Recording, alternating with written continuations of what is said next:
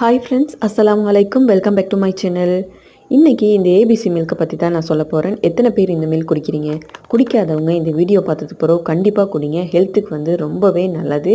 இது உங்களுடைய குழந்தைகளுக்கும் நீங்கள் கொடுங்க. ஏன்னா இதில் நிறைய விட்டமின்ஸ் இருக்குது.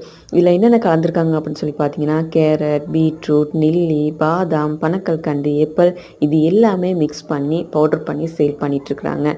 இதில் பார்த்தீங்கன்னா ரத்த ஓட்டம் அதிகமாக இருக்குது, மூளை வளர்ச்சிக்கு ரொம்பவே நல்லது.